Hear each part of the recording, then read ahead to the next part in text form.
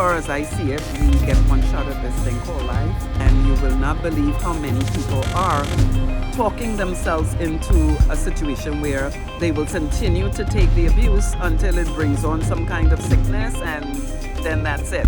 So it's a choice. It's a choice, just like it's a choice for us to go and get help. Hello there, welcome back to part 2 of how to avoid abuse in midlife years. There's a lot going on out in the New York area right now, and I have my instrument on, so hopefully you're not hearing the background noise. It's very breezy, so every so often you'll see that I'm squinting. But we have something crazy going on right now. It seems that there's smoke from a fire. I heard Canada, but it's blowing down in the tri-state area, and it was really bad last night. You can still smell it, but it's not as bad as it was yesterday. I'm picking up part 2, and I'm kind of going back and forth, and I hope it's not confusing, but I'm talking about the abuser at first, and then I would go into the one that's receiving the abuse. So I hope you can differentiate. It's beautiful out today. I just wanted to kind of talk a little about what we're picking up from. It seemed that it was just the other day. It's almost like 3 weeks since I did part 1. That just goes to show how time is flying. But I did want to sit and talk before we get back into part 2 to kind of explain, because while I was doing the editing, I was seeing that I'm kind of tying in what the abuser is feeling, and then I'm going over what the person who's receiving the abuse and how they should handle it. So I hope it's clear the way I'm covering it. I talked about a movie called The Invasion of the Body Snatchers. I think when we are not being our authentic self and we are keeping our inner pain a secret and just lashing out to others that did not cause the wound, it takes a toll for both the abuser and the one that's receiving the abuse. If you're not talking about what you're dealing with, and this goes for the giver and the receiver, if you are not seeking help and you're constantly undergoing this situation, staying in this unhealthy environment, it can take a toll. It can take a toll on your health, on your personality. Then you'll start switching up, and then you will actually turn into someone completely different. Your whole personality is going to change. You will be somebody different.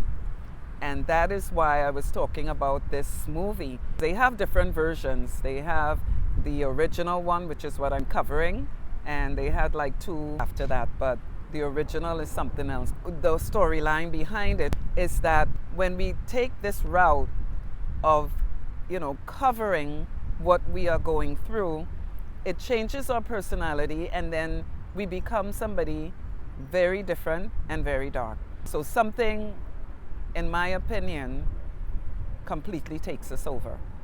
And it gets to do that like the body snatchers when we are not coping with what we're going through the right way. And when I say the right way, masking it. Whether it's indulging in drugs, alcohol, just not dealing with it head on. And that is really the best way to do anything. It's funny because this is a community, and it goes back to the movie. It's a community where everyone's dealing with something, but it depends on how they're dealing with it. For me, I try not to let things change who I am. I try to stay my authentic self because I like being happy. I like being pleasant. I think it's the better way to be. That's my opinion. When you suppress things that's bothering you, it becomes like poison to your system, and then things start to go awry. That me time is important, because when you get to spend these quiet moments, spend time with yourself and love yourself and try to reason with what's going on, things get fixed. It gets fixed internally, and then you become a more pleasant person. We are in a very big city here in New York. It's one of the bigger ones. And when you have a bigger city, you have more people, more troubled individuals. And you find yourself trying to swim between the broken ones. Like if somebody is drowning and you are just moving along in the water, depending on how you approach them, you will get pulled down. This analogy is applying to being in a relationship. When someone is broken and the other person is not, that person who is trying to stay afloat is definitely going to get attacked by the person who is hurting. This is if they're not taking the right route, and chances are they're not. For whatever reason, we try to overlook what we're going through. I think it's always important to try and heal internally so that you can move forward to be your authentic self. Because when you're doing that, you can actually get on with your life and enjoy it the right way, the way it was intended.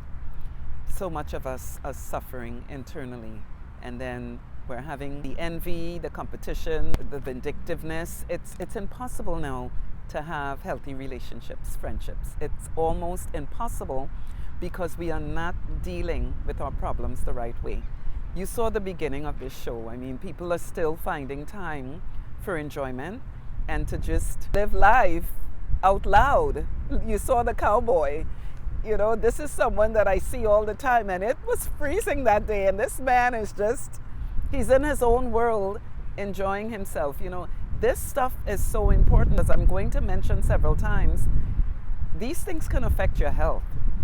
So you really need to tap in and try to find your happiness within without looking to take it out on someone else, to bleed on people that did not cause the cut, that wound. I absolutely love that analogy because it's so simple, but so to the point. Because we are always looking for someone to pay for what we're going through when they had nothing to do with it. And that's not really fair. The bigger the city, the harder it is to keep your balance. You can be affected very easily. You can get infected. And that is the whole storyline that I'll be going over when I talk about the body snatchers. People are able to identify with the fact that you are not in the group. You are not part of that robotic community. You are actually trying to enjoy life. I'm talking from experience. I have had, and I am not kidding you, an up close and personal experience with this on jobs, my friendships. I can tell right off the bat what's going on, and I will immediately make adjustments because I have to stay balanced. I like being happy. I like being at peace. And anyone who I find is trying to threaten that will not get very far with me. There are some I will tolerate, but there's a line that will not be crossed. And not for nothing, just you have to think about yourself first, and not in a selfish way, but for your own peace of mind, stability, and health. You've got to take that route. There's no other way to put it. As they say in the islands, plain talk, bad manners. You've got to find what makes you happy and do it. There's no reason in the world to undergo any form of abuse or to take time to attack others that did not cause the wound. Therapy, self-love, and self-worth all intertwined. There are times that I would look myself in the mirror and say, you poor thing. Learn to hold your own hand. Learn to sympathize with what you're going through, because everyone has something they're dealing with. Right now, as I'm talking to you, there's like a whole storm of things, and I really think that when it gets to the point where you know that it's out of your hands, you need to step back. You need to try to find a place just below that storm and let it happen. Do not try to go against the waves, because we are not in control. You have to have something that you believe in. It's called faith. And faith is really believing in something that you're not seeing. I get nervous when I hear people saying they don't believe in God and, they're not a believer. Try not to talk too much on religion, because everybody's entitled to their own opinion. But we did not just appear here. There is someone over us watching and controlling things. This is why it's super important to watch the way you treat others, because the world is a circle and things just have its way of coming back around.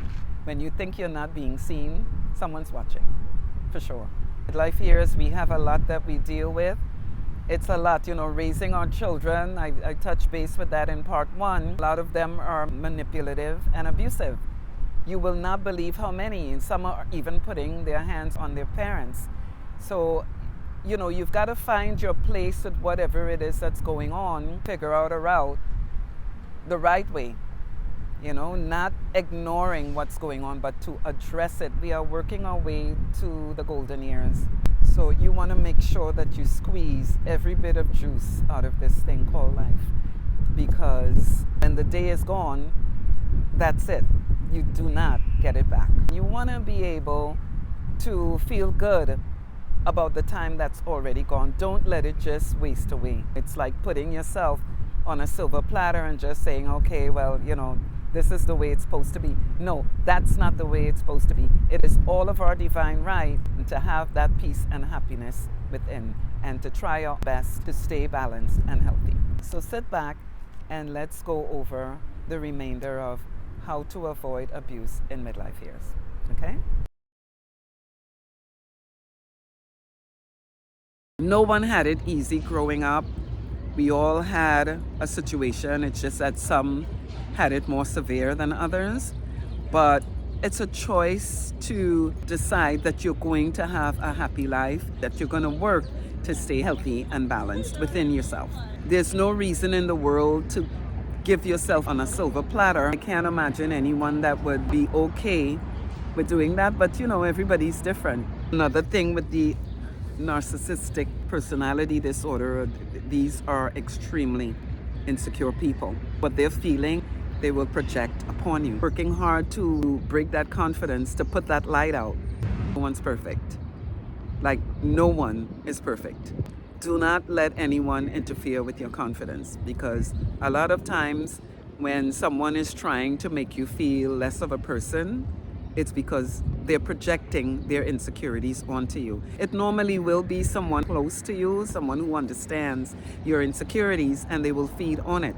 They're not going to go out of their way to make you feel good about yourself when they don't have that inside. But just look at how the outside world, responds to you and use that. Don't go by that one person, because this is someone who is broken inside and is looking to absolutely do the same thing to you. So you need to be able to differentiate. Try to do your own due diligence in looking up the narcissistic personality disorder, because it's something that you do need to be aware is out here.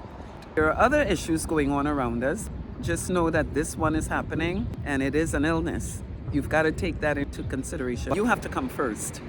But knowing is important, because then you will know what line you didn't want to be crossed, and so on. They said knowledge is power, and it is in this case.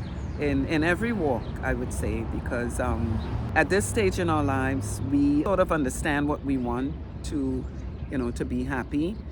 Be dependent on your own happiness. Do not look for anyone to bring that to you. This way, you decide on how it's going to go. I've been through a lot, and I think that if I could make a choice to be consistent in who I am, that's why I watch who I bring in my circle. I'm very open on what I'm looking for in a friendship relationship, what I expect, and I'm not looking for anything more than what I'm giving. Anyone that knew me from years back can check with me, and I'm the same person today. I think that it's good to be your authentic self. It's so much easier, and it just helps you to keep that balance. Like if I get upset about something and you want to find out why I'm upset, there won't be any downtime in my answering. I'm that tuned into myself. Like I'm not gonna take 5-10 minutes to think about it. I will immediately be able to react and say, well, what you did, I didn't like it because A, B, and C. I like who I am today because I'm very conscious. I'm conscious of the way I come across to people and in the way I treat others. And it's simple, you want to treat people the way you want to be treated. I'm not sensitive to myself, and a lot of people are. Like, it only hurts when it has to do with them, and you can't be like that. You have to be conscious of the things that you do to others. Some of us have some disorders that are causing that. But you have a lot of people who are walking around that feel entitled to being abusive, and you have to take it. And I'm here to tell you, you don't. You know, when you are able to tell what's going on, you need to do something about it. You need to step back and do something about it, because when abuse is present, whether it's mental or physical, it's never a good thing. And it doesn't get better, it gets worse. So just keep that in mind. The narcissistic personality disorder, again, I'm not fully versed to say, well, when that kicks in. You know, I know a little bit that it can start from abandonment in childhood, traumas, whatever, or having a single parent that was a narcissist. You've got to take control and understand what you're dealing with. I do a lot of experiential empathy. And what that means is to deliberately put yourself in a situation so that you'll know how the other person feels. I do that a lot. And it has saved me in situations that I'm talking about now, because I'm very observant. I like to pay attention and I like to learn. And sometimes it's painful, but it's all a learning process, because if you're not learning, you're not growing. You're just like doing the robotic thing. And that's something that I keep pointing out on my videos, because we like to pretend. This is not just narcissists. You know, we as human beings, we like to pretend. And a lot of times things are right in our faces, but we want what we want, and so we'll just turn the other cheek on what's going on. No, it's the same thing over and over we're doing, but we're like expecting different results when we're doing the exact same thing. That's just the way we're wired, I guess. It's important to understand what your inner pains are and work to fix that head on, as opposed to behaving like a missile waiting to land. Because when you do good things happen to you. That's just the way it works. I didn't make it up. That's how it works. It's called karma. So you have to be conscious. I talk about the robotic thing because we like doing that. You know, we like just pretending everything is a-okay when it's not. Abuse on a constant basis is a very unhealthy thing to be doing. And we are moving into adulthood and we are not addressing whatever trauma we're dealing with. It can bring on mental illnesses. And these are bipolar, anxiety, depression. These are the things that can come about if you're not able to address these personal issues. You know, it's just funny because with these experiences that I'm talking about, these negative experiences, and I can comfortably sit here and talk about it because I don't look like I've been through what I've been through, but I can tell you, like, I just lost both my parents back to back. Okay, and that was my foundation. Like, my parents were everything to me. One, I did not grow up with, and my mom, you know, I've had some situations with her, but I absolutely loved and adored my mom. And I found her. The way I lost my parents, and this is where I can comfortably say that whatever you're dealing with, you've got to understand you need to be on a rock. Like, faith is in there. You've got to have something that you believe in because you're not controlling any of this. This is why it's important to watch the way you treat others. It's only when we are arrested spiritually, we tend to realize how insignificant we really are. There's only one God, and no one is perfect. You need to bring up your confidence and you need to work on your self-worth and values. Do not let anyone take that away from you. Because when you're being abused, that's exactly what the person wants to do. You've got to have your integrity and morals in place. We should not be lowering our standards, especially as women. This age, you know, in our 40s, 50s, 60s, we're supposed to be grateful for whatever we get, and that's not so. My statement is, you've just begun. You know a lot more than you did before, so you should be in tip-top condition now. And that confidence, self-worth, and value, it needs to be in place. Because when that's there, no one can cross that line. When you lose your self-respect, that's it. You don't get that back. So you have to really, like, protect that. That is how you show your self-love. By drawing that line and making sure that no one crosses it. And this includes your children, your adult children. Okay? And that's just period. It's funny because these experiences that we have, just like I've walked off of jobs and stuff, I have family members and friends that I don't deal with now that were dear to my heart.